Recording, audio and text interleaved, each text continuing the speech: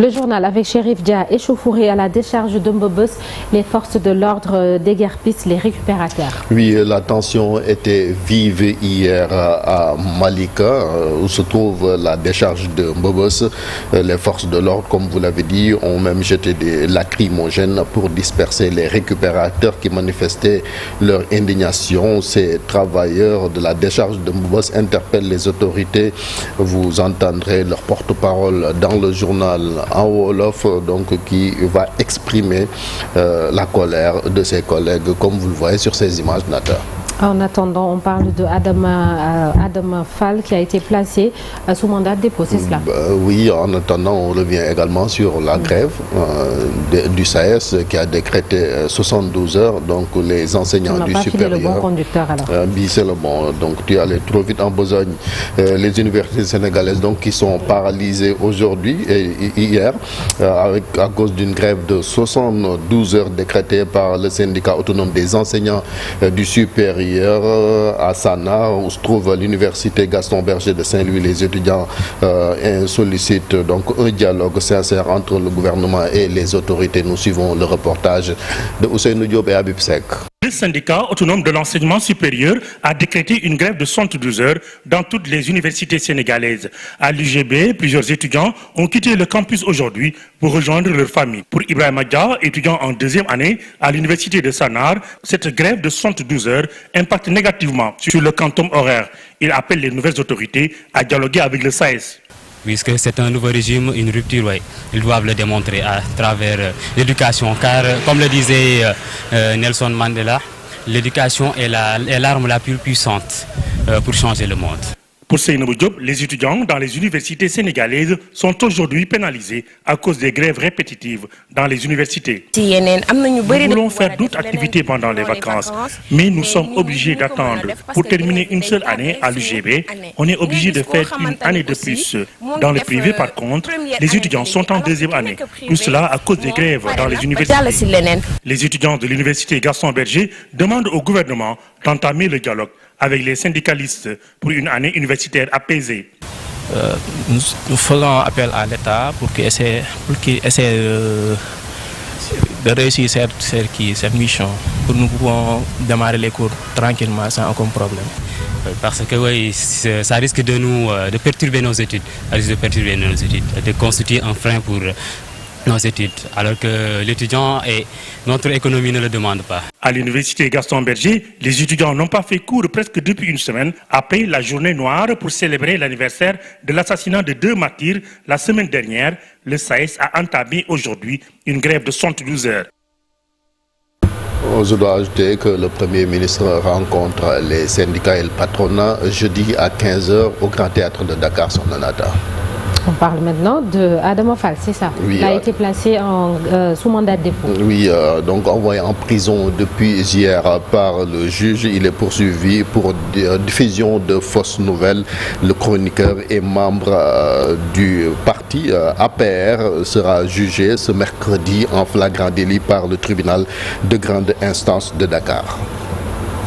Et on parle du député Thierno Alassane Sall qui charge le Premier ministre Ousmane Sonko. Oui, il a organisé lui aussi une conférence de presse hier pour revenir donc sur sa passe d'armes avec le Premier ministre vendredi lors du passage de Ousmane Sonko à l'Assemblée nationale qui répondait aux questions d'actualité. Thierno Alassane Sall qui a parlé de la dette mais aussi de la situation économique, estime que PASTEF ne veut pas entendre parler de sa proposition de loi portant abrogation de la loi d'amnistie. Nous y reviendrons également à Wolof. Et on parle des partisans de Farba Ngom qui sonnent la mobilisation à 48 heures de sa nouvelle convocation au pôle judiciaire financier. Oui, Farba Ngom a convoqué le 27 février par le pôle judiciaire financier. Ce sera jeudi. Hier, au siège de l'APR, ses partisans et camarades de parti ont fait face à la presse, estimant que Farba Ngom ne sera pas l'agneau du sacrifice. Ils ont également fait savoir que le régime fait de la diversion. Nous écoutons Maître Moussa Bokorkiam, un des animateurs de cette conférence de presse interrogé par Amadou Ba. Au duo Sonko Diomaye maintenant que notre note, chaque mois, chaque 4 mois, la note du Sénégal baisse. Ce que je leur demande, étant donné que les comptes sont falsifiés, comme ils disent, étant donné qu'ils ne peuvent plus emprunter, même s'ils ont emprunté quand même 4 500 milliards, je leur demande simplement de peindre les chantiers laissés par Macky Sall pendant 5 ans. Pire encore, je dirais que nous n'accepterons pas que l'on utilise notre honorable député Farba Ngom comme l'agneau du sacrifice.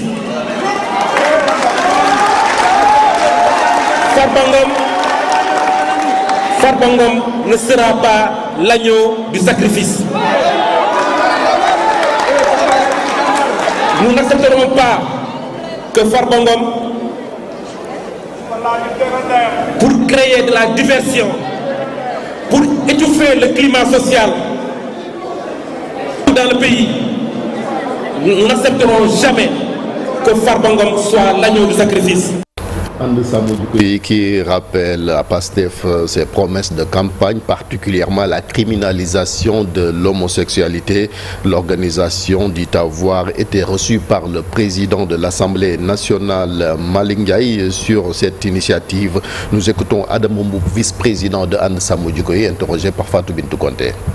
Puisque le pouvoir, par son premier ministre, M. Ousmane Sonko, avait promis que la première loi qu'il voterait à l'Assemblée, s'il était élu, serait celle criminalisant l'homosexualité, la loi sera confiée au président de la République qui, lui, a la prérogative de déposer un projet de loi.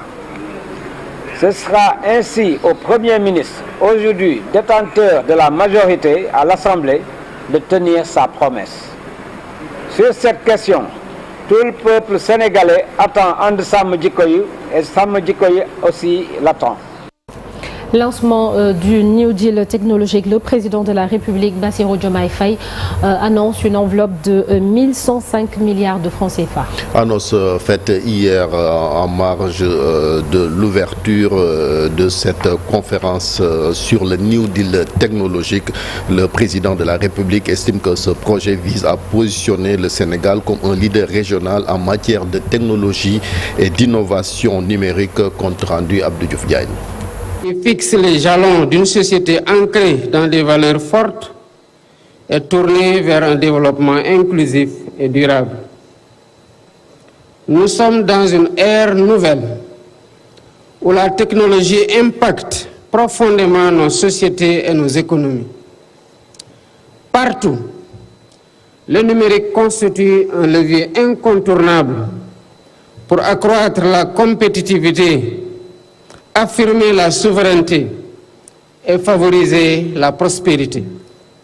Le Sénégal intensifie ses efforts dans le domaine du numérique. Le président de la République a lancé à Diamniadio le New Deal technologique.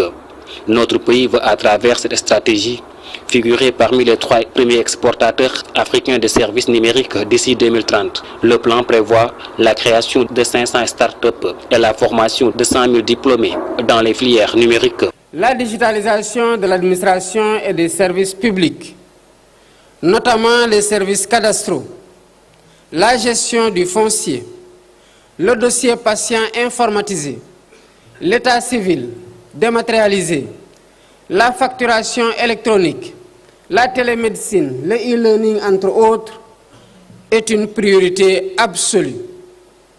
Elle est la pierre angulaire de cette transformation digitale. Beaucoup de nos concitoyens font face à des processus longs, coûteux et parfois inefficaces pour accéder à l'information ou effectuer des démarches administratives de base. Pour réussir ce projet, décliné autour de 12 programmes pour un montant global de 1105 milliards de francs CFA, l'État doit régler au préalable le manque d'infrastructures numériques et l'absence de gouvernance. Ce qui a constitué en fait les principaux échecs donc, des stratégies précédentes, et cela malgré l'argent, l'investissement massif qui a été fait, près de 1300 milliards pour la 2025, c'est pas par un manque de volonté, c'est parce qu'on n'avait pas un socle organisationnel qui nous permettait d'avoir une stratégie cohérente avec tous les acteurs et qu'on avait des projets qui étaient assez dispersés, sans capacité de les évoluer, mais également sans pour autant qu'on ait un schéma directeur global qui puisse justement aligner toutes les stratégies. Selon Isidore Diouf, directeur général de Sénégal Numérique, pour le suivi, un conseil national du numérique composé de 20 membres est installé. Le 10 conseil est rattaché à la primature. Voilà Nata, c'était tout pour l'actualité nationale. Merci beaucoup Chérif. À tout à l'heure. Le New Deal technologique, on en parle tout à l'heure dans la chronique du jour. Ce sera dans la seconde partie de l'émission. Une grande personnalité du monde du football au menu d'un jour au Sénégal. Un jour dans le monde, l'homme dont on parle ce matin, El Hadj Malick Sy Souris, nous a quitté le 25 février 2022. Il a été sportif, ministre, président de la Fédération sénégalaise de football et président du club de la Jeanne d'Arc de Dakar. Retour sur son parcours, ce sera tout à l'heure. Et nous vous proposons également ce matin en focus média. Certains l'ont peut-être remarqué.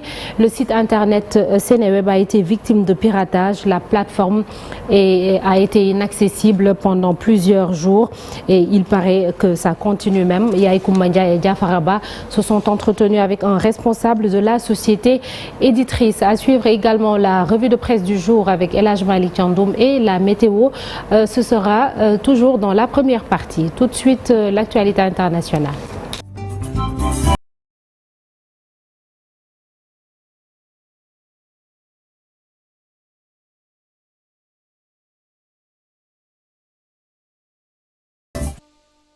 L'actualité hors de nos frontières.